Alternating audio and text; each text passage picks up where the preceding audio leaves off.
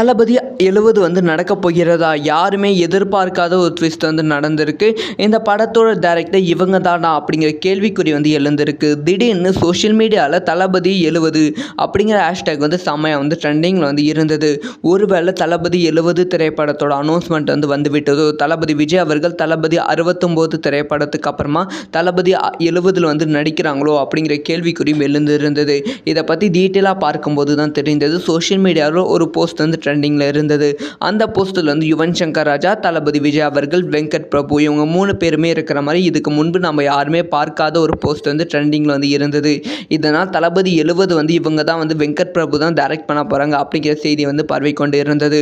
ஆனால் உண்மை என்னென்னா இந்த ஒரு போஸ்ட் வந்து கோத் திரைப்படத்தோட ஷூட்டிங் ஸ்பாட்லேயே எடுக்கப்பட்ட போஸ்ட். அதனால் வந்து தளபதி 70 திரைப்படத்தை வெங்கட் பிரபு அவர்கள் டைரக்ட் பண்ண போவதில்லை அப்படிங்கிற ஒரு விஷயம் வந்து உறுதியாகிவிட்டது. சரி, ஓகே, தளபதி 70 வந்து நடக்குமா நடக்காதான்னு கேட்டால் கண்டிப்பாக நடப்பதற்கான வாய்ப்புகள் ரொம்ப ரொம்ப அதிகமாக இருக்குது. அதாவது தளபதி விஜய் அவர்கள் வந்து நான் சினிமா விட்டு கம்ப்ளீட்டாக விலகுகிறேன் அப்படிங்கிற ஒரு விஷயம் வந்து சொல்லலை. 3 ஃபிலிமுக்கு அப்புறமா வந்து நான் சினிமாவில் வந்து கொஞ்சம் கேப் எடுக்க போகிறேன் அப்படிங்கிற ஒரு விஷயத்தை தான் சொல்லியிருந்தாங்க.